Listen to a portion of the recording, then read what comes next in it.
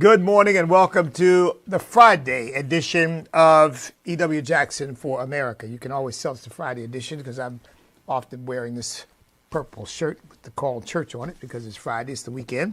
I want to remind people of church on Sunday. And if you're in our area, remind you that we will be in church on Sunday morning at 11 a.m. We're live streaming at about 11:15. So be sure to join us. We're at 943 Canal Drive in Chesapeake, Virginia. And we'd love to have you. I'm teaching a series on discipleship. And I tell you, I think it's really one of the most life-changing series I've ever taught. And I think I'll be teaching sermon number 6 on it. It's probably going to go, like I said, 6 to 8 messages. Probably 2 or 3 more left to preach on this subject matter. But, you know, Jesus never said, go into all the world and make Christians. He didn't say go into all the world and make converts. He said go into all the world and make disciples. And a disciple is not simply someone who identifies as. A disciple is someone who is like because he has been taught and trained by. That's what a disciple is. The word mentor, the word apprentice, these are secular words that really, they kind of get at the same thing, because an apprentice is someone who works with someone to learn a job, and a mentor is someone who is helping someone, coaching someone, teaching someone what they need in order to be presumably successful in life. But discipleship is really the original notion, and discipleship is all about helping Christians to grow, to mature, to become everything God wants us to be in order to fulfill his plan and purpose for our lives. And the church majors, the church at large, the body of Christ at large, and I think I'm as guilty of this as anybody else, but we tend to major on getting converts as opposed to majoring on making disciples. Getting converts makes that an end in itself, but making disciples means converting is simply the first step in the process.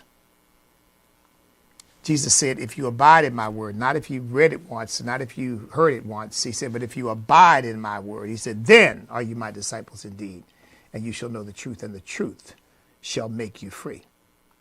So I'm excited about this series. I think you will be too. You can, by the way, it's available for free online. You can see it. In fact, my Google feed has my sermon from a couple weeks ago. I don't know why. Every time I bring up my Google feed, it's there. I don't know whether it's appearing in anybody else's Google feed, but it's certainly appearing in mine. But you can get it on Facebook. You can get it on, I'm pretty sure, definitely on our YouTube channel. You can find it there, E.W. Jackson YouTube channel and Facebook. But it's on bishopewjackson.tv. It's on E.W. Jackson for America. And I'm pretty sure while... I'm not sure it's archived on the website. So forgive me, folks, because I lose track of all this technical stuff.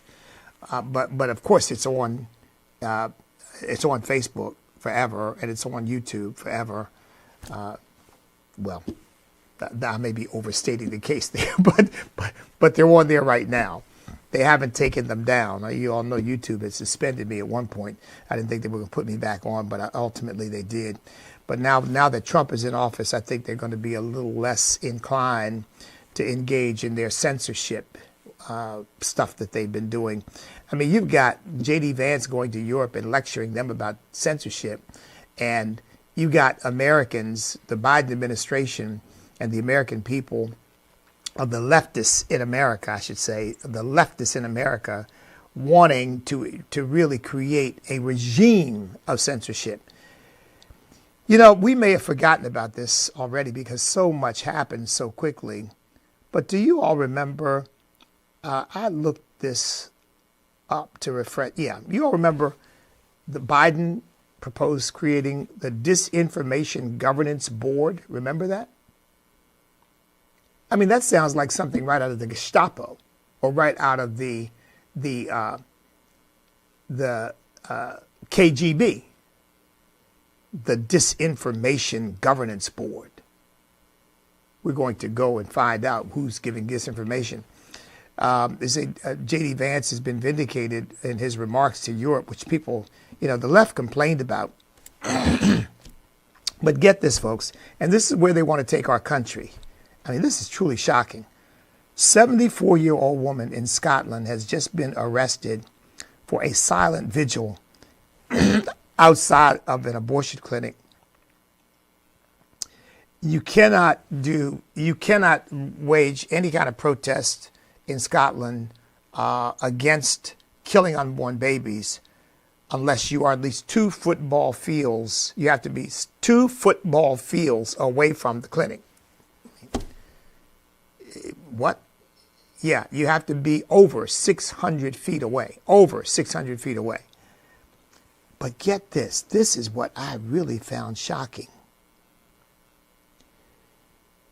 And I don't even know how you would enforce this, but it just goes to show how these so-called, quote-unquote, democracies, see, that's what the left is talking about when they say democracy.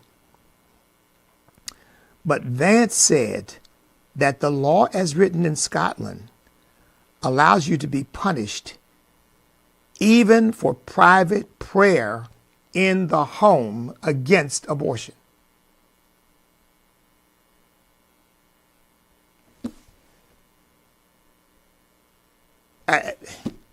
Now, of course, some of the Scottish politicians, but I have no doubt. I mean, J.D. Vance is a Yale-trained attorney.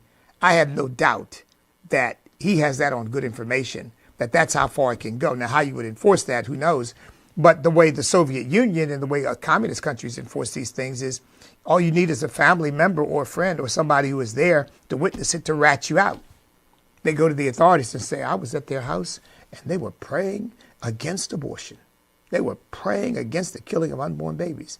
And the next thing you know, charges are lodged against you because someone's brought a complaint. That's where the left wants to take our country. You know, that's why you've got Margaret Brennan talking about Hitler. A genocide was caused by weaponizing freedom of speech.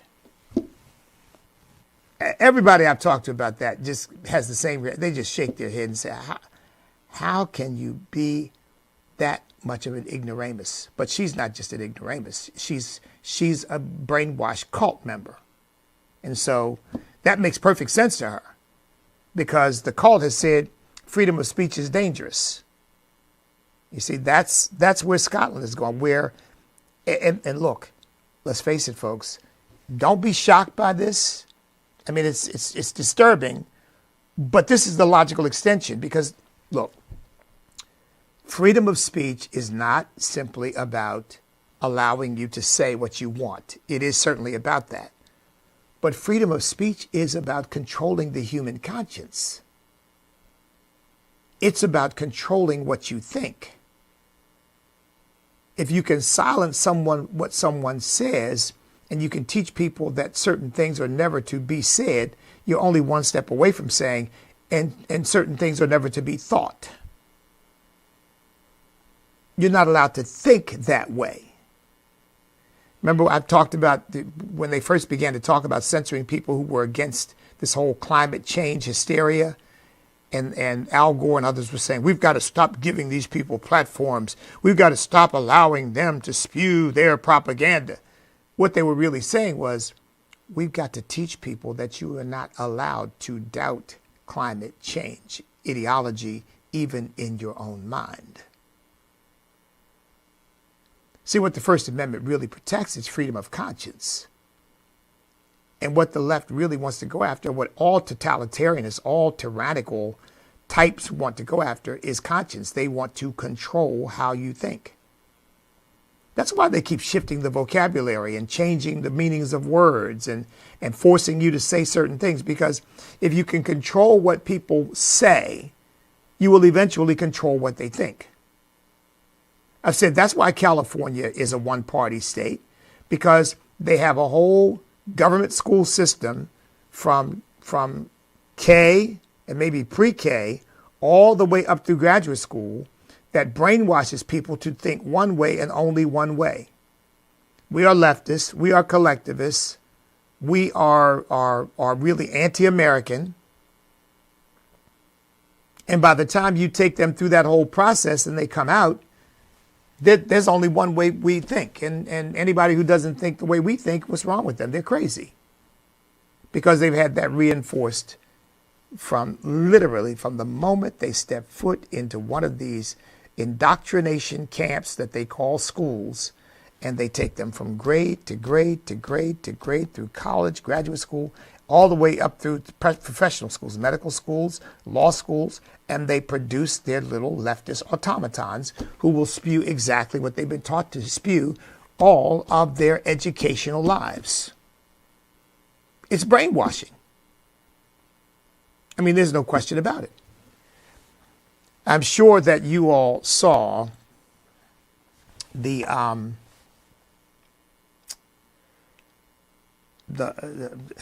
man, I tell you, the heartbreaking report of this family that Hamas had lied and said they were alive, and it turned out that they were actually dead. And they released their bodies, and 2 of them were young children that Hamas murdered. Now, you've had people all over this country standing up in support of Hamas. Yeah, promoting Hamas, defending Hamas. And I guarantee you, folks, I guarantee you they will continue to do so in spite of this. They will continue to do so because they're brainwashed. Now, someone has pointed out, a number of people have pointed out, Hamas, Hezbollah, the Houthis in Yemen, none of these organizations, none of these terrorist organizations could be doing what they're doing without the support of Iran, without the financial backing of Iran. So in effect, really, Iran is financing the killing of babies. Iran financed October 7th. And who financed Iran? Joe Biden. Billions of dollars released to Iran. Now, again, you have to ask the question, why would you do that? Knowing that Iran hates America, wants America to be brought down, hates our main ally in the Middle East, Israel, wants them to be destroyed, wants them to be annihilated. They want a genocide against them. They'd probably like to have a genocide against America as well. But I think they just as soon subjugate us and have us under their thumb. That would be fine with them too. Why would you finance an organization like that? Why would you do that? Again, folks, it's cult-like thinking. Because it doesn't make a bit of sense on a rational basis for you to be releasing billions of dollars to your enemy. And by the way, there's no force on earth that could have, there's no authority on earth that could have forced Joe Biden to do that. No court would be ordering him to do that, because no court in America would be ordering him to do that, because it would be a violation of separation of powers. And you can't tell the president what to do on foreign policy with regard to our dealings with a foreign adversary. No international tribunal could do it, because the president is not bound to obey anything that anybody at the UN or anybody else says. So why would you do it? You do it because you're brainwashed into thinking that this is what our cult says we should do. This is, after all, Iran is they're just good people.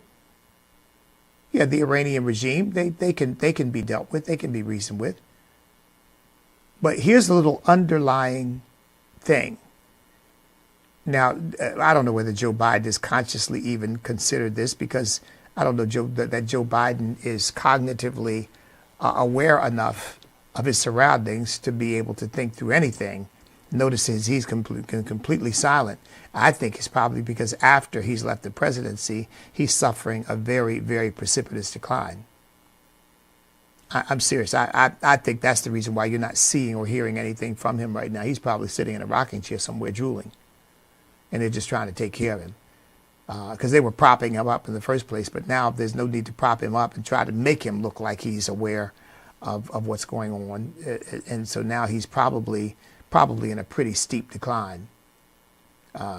That's obvious. That's impossible to hide. So they're hiding him instead. But the people around him share something in common with Iran. You know what that is? They hate America. They hate America. Hey, folks, we just might as well admit it, that the Democrats are filled with people who hate this country. And many of them have said so, that they think America needs a comeuppance. I remember what I think it was Bernie Sanders' campaign manager who said, if America gets attacked, it'd probably be a good thing because we need to be brought down a notch or two. Yeah, it was one of Bernie Sanders' campaign officials. We need to be brought down a notch or two. They really hate our country, and they think America's the problem. And so financing a nation like Iran that hates America is something that they would just do viscerally. It is why remember when we started to talk about China being the source of this COVID virus and that this might be a biological attack or biological warfare, do you remember what they began to say? Racism, racism, racism, anti-Asian, you know. Because from their perspective, that's what America is. America has no legitimate differences with China. We're just racist. And we just attack China because we're anti-Asian. That's the way they look at the world. That's the brainwashing that has just completely fogged up their minds, and they have no ability to see reality for what it is. I mean, the same people that they defend would blow their brains out and give no thought to it. Wouldn't give it a second thought. They've done the same thing with Islam. I mean, here we are now facing who knows what kinds of threats with all the people who've been allowed into our country, and I hope we'll round these people up and get them out of here. But what was the left's response? Their concern was not whether America would be attacked again. Their response was, well, we cannot allow ourselves to become Islamophobic. In any association, remember Barack Obama during his administration would not allow anybody in his administration to mention Islam and terrorism in the same breath or sentence. You could no longer call it Islamic terror. Remember that? And some of them are they still talk that way. In fact, I think some of our conservatives have bought into it. When the primary terror threat we face is Islamic. And these people, no matter what they say, they are not, I mean, you know, they want to try to make us think that somehow, again, like George Bush stupidly says, Islam is a peaceful religion, and these people have just hijacked Islam. Every time I hear that they've hijacked Islam, I mean, give me a break. Hijacked Islam. Islam has been violent, bloodthirsty, genocidal from the beginning. That's who Muhammad was. Muhammad was the perfect Muslim, and if you follow Muhammad, you will kill the infidel, because that's what Muhammad did. Now, where are these people coming up with this? Oh, no, Islam is a peaceful religion. Based on what? Oh, you can find a couple of verses in the Quran that talk about hospitality to one who visits you and all that. But that's just Middle Eastern culture. Like I said, Muhammad didn't have a divine revelation than I was going to say that my son has 3 dogs, and one of his dogs did. In fact, they probably came closer because they were in a Christian home. All he did was he wanted something that would allow him to fulfill his political ambition to unite the Arab world under his hegemony, his leadership. And so he bought a little bit from Christianity and a little bit from Judaism, and then a lot from his own crooked mind, and he came up with this religion. That's all it is. I'm not saying wasn't delusional enough that he thought somebody was talking to him, and maybe somebody was, but it was the devil. Yeah, I said it because it's the truth.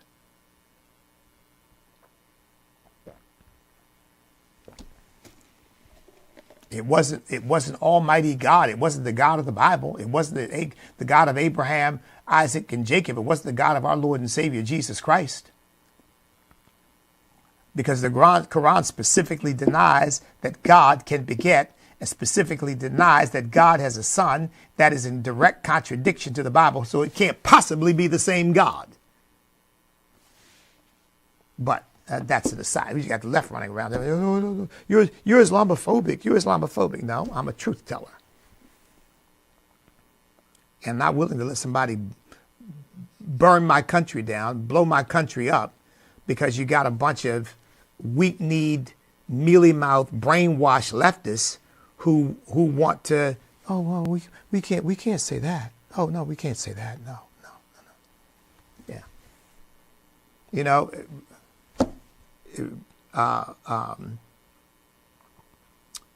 Munich and Neville Chamberlain. Oh, no. Hitler's out. We can work with Hitler. Oh, yeah. I had a great conversation with him. Wonderful guy. Easy to deal with. Peace in our time. He held up the Munich Agreement. Peace in our time. And Hitler was loading his weapons, while Neville Chamberlain was reassuring the world that everything was fine and that Hitler was not going to be a problem. And that's exactly what we got the left doing today. Same thing. So I did not mention, I want to congratulate Kash Patel. He has been confirmed as FBI director. As I've said, some of these nominees I'm not enthusiastic about for spiritual reasons, but I really believe that President Trump has a right to appoint whom he chooses, and that these people will be following his leadership and doing things the way he wants them done. And I think that is our little insurance policy. And I think the way the president is moving is the right way. So, I mean, we just got to give him the benefit of the doubt. In fact, I said early on, when he began to make his appointments and sign executive orders and whatnot, that the only way I'd be happier is if I were president. But I'll tell you, I'm going to amend that, because I really believe that President Trump would be is a better president than I could have been. And I'll tell you why. Because I believe that first 4 years as president of the United States gave him an education unlike any other president because of what he had to go through. And then having 4 years to reflect, to deal with all the opposition that continued against him as he ran for re-election, again, gave him an additional education that I just don't have. And frankly, nobody has. Nobody has except him. So I think in that sense, I've really been rethinking that and thinking to myself, I don't think I would have the wherewithal, the ability to do what he's doing because of the unique experiences that he has had that nobody else has had, including me.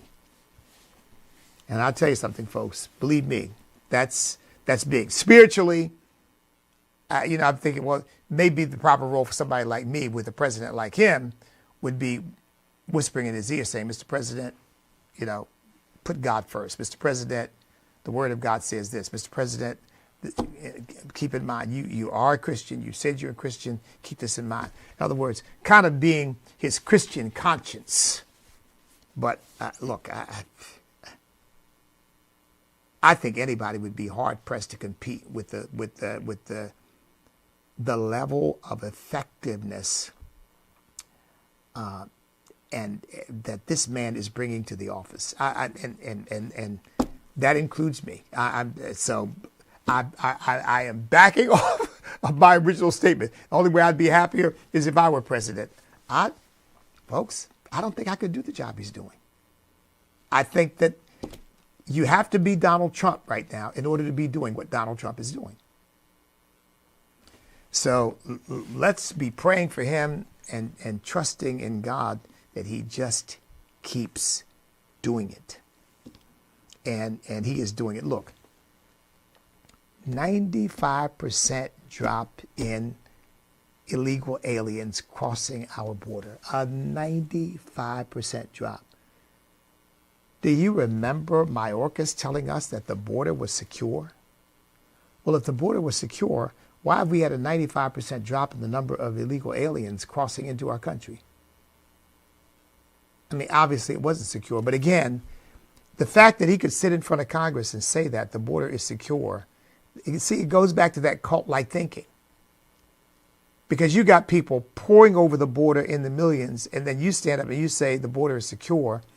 And look, he was lying, obviously. But I really believe that, again, this cult-like thinking probably had him convinced that he was telling the truth. Because remember, part of what it does is it divorces you from reality. So you don't see reality. You see what the cult tells you you're supposed to see. And then when someone questions you about it, you get indignant because you realize the problem is that they're not the enlightened ones. They don't see what you see. They're not members of the cult. If they were members of the cult, they would agree with you. Because you're right and they're wrong. But Donald Trump has brought reality back to the government. And Donald Trump has said, no, we 95% reduction. And now he's going after these illegal aliens who are criminals. And then after that, we're going after the rest. Which is exactly what we should do. And by the way, exactly what I predicted is happening. Because of the crackdown, people are making a different decision. Biden threw the floodgates wide open and said, oh yeah, come. Well, whoever, come, just come. We'll give you an ad. We'll give you some money. We'll give you a phone. We'll put you up in a luxury hotel. We'll buy you some food. We'll fly you to the city of your choice. Just come on. Well, no wonder you looked up and saw caravans of thousands of people headed for the border. Not seeing that now, are you? Because they know that's not going to work. You're not going to bum rush the border of the United States of America anymore and just walk across. That's not going to happen. We're not going to allow it. There is a new sheriff in town. We have a new president, and he's made clear that his responsibility to the American people and as president to the execution, the faithful execution of our laws, is to secure the border, which is part of our legal system. We are a sovereign nation. We have borders, and we have prescribed ways in which people may enter our nation, and people coming across our borders at non-designated points, just coming across because they can, are illegal invaders. Well, that may be redundant, but they're invaders, and they're illegal, and they've got to be rounded up and sent back. And that's what the president is doing. Praise God for it. In addition to that, look, he's designated the cartels as terrorist organizations. Apparently, some of them. This is very specific by name. Now, again, ask yourself the question, why didn't Joe Biden do that? He knew that fentanyl was coming across the border. He knew that they were human trafficking young people.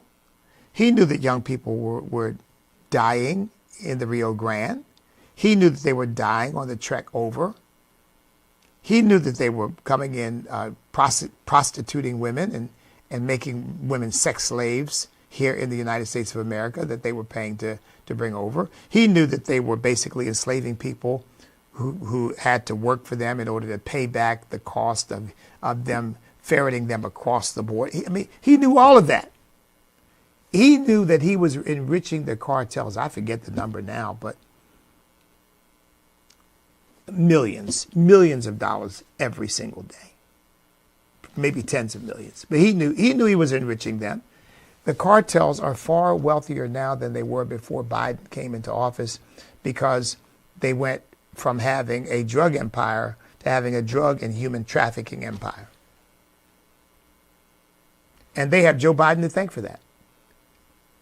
Now, you ask the question, now why wouldn't he have designated them terrorist organizations, since they were clearly a threat to the national security of the United States of America?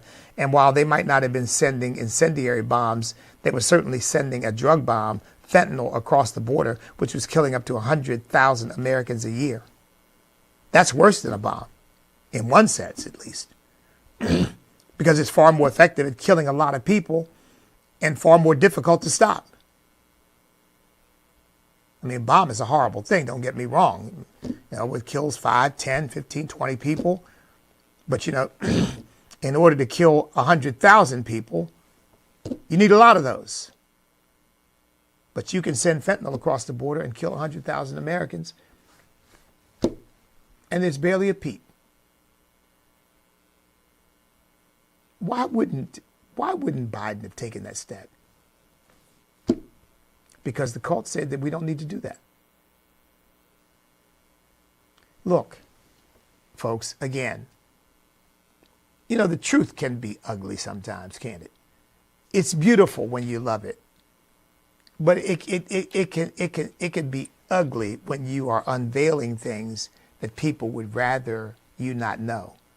But the fact of the matter is, now I'm not being hyperbolic here. This is the fact of the matter is, the cartels were helping Biden and the Democrat Party to get illegal aliens into the country. And the last thing in the world they wanted to do was to stop them.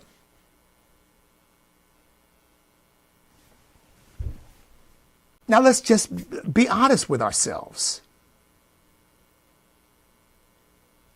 I said they should have been sending royalty checks to Joe Biden because they were working together. I'm not saying they ever met or talked, obviously. I'm not implying that. But that's the reason why they never designated them terrorist organizations. Why would they? They want to flood the country with these illegal invaders, these illegal aliens. They want to flood the country with them because they see them as a key to their future political power. And the cartels are facilitating the process. Why in the world would you want to do anything that would inhibit them? That's why they didn't designate them as a terrorist organization. Because they were helping it. Hey, folks, think about this.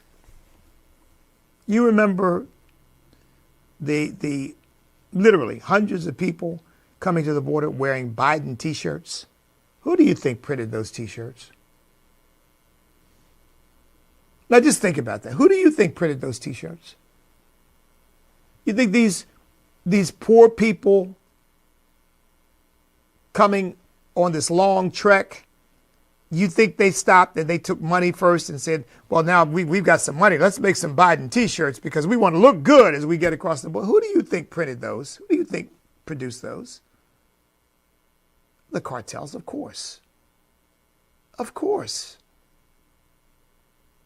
And I tell you something, when I was running for president and went and visited the border at Eagle Pass, we actually saw some Border Patrol arrests. We saw some encounters. I don't know whether they were arresting them or just helping them, but at that point, because they were under orders really not to stop anybody from coming across. But folks, we were all, I had a team of 4 or 5 people with me. We were all amazed at how good some of these people looked. I mean, they had fresh haircuts. They were dressed well. Some of them had on very nice clothes. And we're thinking, these are illegal aliens? See, I think we were looking at some people that the cartels had sent. Some of those people, not all were like that, but some of them were. I think we were looking at some of those people. They had plenty of money because they were working for the cartel. They lacked nothing. But Joe Biden wouldn't stop them, wouldn't stop the cartels, wouldn't stop the illegal aliens because they saw it as a political benefit to them. So right now, you see, the cult is having a lot of its props knocked out. Their future political fortunes were in bringing people into the country, rewarding them handsomely with everything imaginable. Now we know $22 billion spent allowing illegal aliens to buy homes, buy cars. So it was more than just phones and hotel rooms and food and clothing. I mean, they were giving them big ticket items to help them get settled in our country. Why? Because they see them as the Democrat Party's political future. That's why they were doing all that. We didn't know they were doing all that until Doge revealed all this stuff to us. But that's why they were doing it. Now, President Trump is stopping all of that. President Trump is coming against the cartels that were facilitating all of that. President Trump is revealing all of these boondoggle payments that are nothing but political rewards to their friends and their allies to help them, again, get and stay in power. And he's stopping all of that, this USAID, this big facility, this big framework, this big, monstrosity of a monument to their power and their influence and all that. Suddenly the government looks at it and finds out that they've complied with none of the code, that they've done nothing right, and the whole building needs to come down. I think that's a fair analogy for what is happening right now.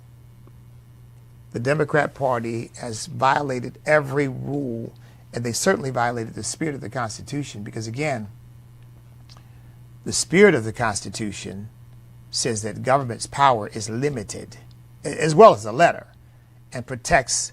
Remember, the Constitution was not written primarily to empower the government. It was written to protect the people. So the Bill of Rights says government may not encroach on the people and their fundamental rights. You can't engage in unreasonable searches and seizures. You can't hold people without, you can't take property, you can't take liberty from people without due process of law. You can't inhibit people's freedom of speech. Written to protect the rights of the people. The spirit of the government is it is a document of specific and enumerated powers of the government designed to protect the liberty of the people. The Democrat Party doesn't see the Constitution that way. And to the extent that it is that, they don't like it. Because their idea is we are not a constitutional republic, we're a democracy, which means that whatever the majority can agree on, we can do no matter what the Constitution says. That's really where they are. We can do whatever we want to do. And of course, we've seen them do that again and again. Barack Obama with the so-called dreamers. I can't do anything about that. I don't have the constitutional authority, but then he did it anyway. Joe Biden about school loans. I can't do anything about that. I don't have the constitutional authority, but he did it anyway. Because they don't really care what the Constitution says. They only care what they want. And everything they do that's in violation of the Constitution is done to protect our democracy. And anything we do in keeping with the Constitution, that's a threat to our democracy. But see, that's the flip, isn't it? Calling good evil and evil good. Anything that they want to do that's against the Constitution is protecting our democracy. Anything we want to do that is in keeping with the Constitution is a threat to our democracy. Yeah, it's a cult, folks. It is a cult. Make no mistake about it. Well, let me see. Oh, yes, let me correct something. A couple things. One is the president's nominee for labor secretary, well, actually not correct, but fill in. I said I was trying to think of the law. I found it's the PRO Act that she was supportive of. And it was an act that would limit the ability of states to create right-to-work frameworks so that nobody could be forced to join a union. She was in favor of that PRO Act that would really, in effect, potentially eliminate right-to-work states, eliminate their ability to create right-to-work frameworks. She's backed off that now. She says, I'm no longer opposed to right to work. I'm no longer in favor of the PRO Act, she's saying. I had backed off my support for that. She's now embracing Republican right to work laws. So see, this is what I mean. You get these nominees, and on the face, at least based upon their record, you think, not so sure about that. But in all cases, so far at least, they seem to be saying, I am here to fulfill President Trump's agenda, not my own. So you see people like Robert Kennedy say, I am not going to pursue a pro-abortion agenda. I am going to adhere to President Trump's pro-life agenda. By the way, that's something for another discussion, which is to what extent President Trump is still upholding and defending the pro-life principle. I think more than we're giving him credit for. When J.D. Vance goes to Europe and talks about these things, J.D. Vance shows up in person at the March for Life. President Trump sends in a video. I think that the president is trying to be smart about this. My only issue is, while I don't have any problem with this trying to be smart about it, my only issue is that we are never going to win the battle to save the lives of unborn babies without a dramatic shift in the culture of the country. And I've said before, it is the same kind of shift that ended slavery and Jim Crow. Now, that was a political battle initially, but eventually we won the hearts and minds of the American people. You won't find anybody now saying, oh, I think Jim Crow was a great thing, or I think that slavery was a great thing, or we ought to go back to that. It's appropriate to enslave people. Some people need to be enslaved. I mean, no rational Americans think that. And if somebody actually said that in any serious way, the American people would say, well, you're nuts. Because we know better now. There's been a change in the culture. And that's what's got to happen, folks, on the pro-life issue. We've got to get to a point where in our heart of hearts, and you and I, of course, are already pro-life. Those of you watching me, there might be some who are not, but most of you watching me are already pro-life. In our heart of hearts, we know it's wrong, and therefore we want our entire legal system to reflect the fact that we know it's wrong. It's like we have a 13th, 14th, 15th Amendments to the Constitution because we now, and nobody's saying, well, we need to repeal those because we all know that slavery was wrong. Involuntary servitude was wrong. I mean, we're not going to bring back involuntary servitude either. I mean, we're not going to bring back, it wasn't called involuntary servitude. Oh, you all know what I'm talking about when they, indentured servitude. Yeah, we're not bringing that back because that's slavery. It's just slavery for a limited time.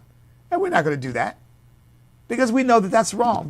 You're violating the dignity of a human being to do that.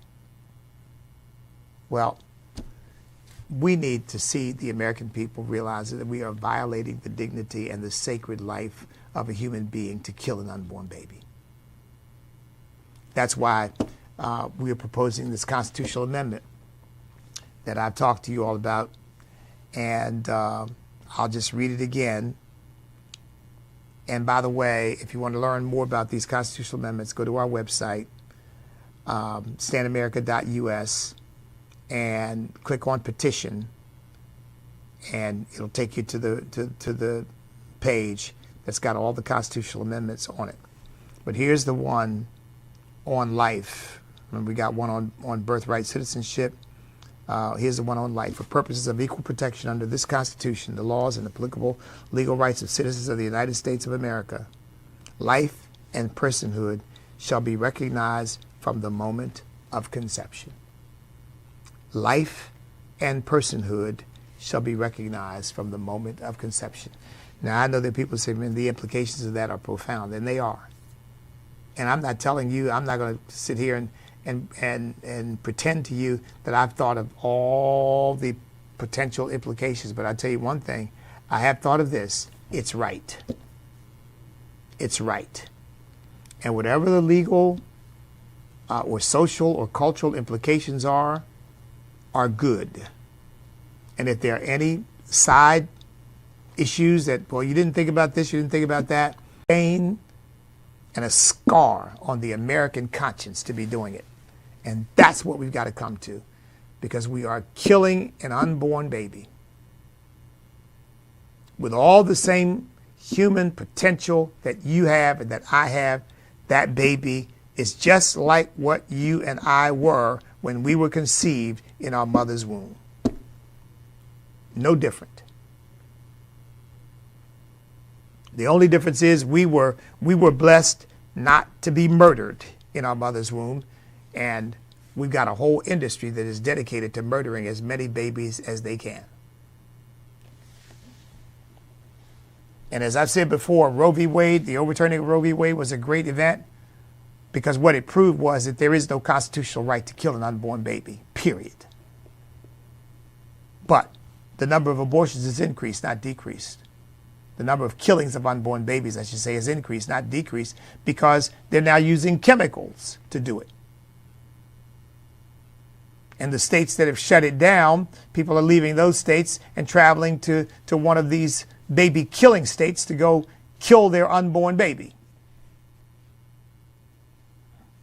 And this is not merely, the constitutional amendment is really to bring, I'd love to see it passed, by the way, and I'm not saying it's not, with God all things are possible, so who knows, maybe we can pass it. But the real point is to bring the debate to the fore. What are we killing? Or better stated, who are we killing? That's going to do it for today, folks. I'll be at my church this coming Sunday, 943 Canal Drive in Chesapeake, Virginia. Come on over. I'll be teaching another sermon on discipleship, and I'd love to have you. We're there at 11 a.m., and we'll be live streaming at 11:15, so you can watch us on any of our outlets if you're not able to be there, but you want to see the message, you want to see and hear the message. In the meantime, first, have a wonderful weekend. We're still snowed in Southeast Virginia, but tomorrow and Sunday, a lot of the snow is going to be gone. The roads are going to be clear, and apparently by Tuesday it's going to be in the 60s, and probably by midweek or so, all of this stuff is going to be over. But in the meantime, those of you who are snowed in, stay safe, stay warm, enjoy your weekend, and remember to stand up, step up, speak up, and refuse to back up. Because we cannot be defeated if we will not quit. Because we are on God's side. God bless everybody, and have a great weekend.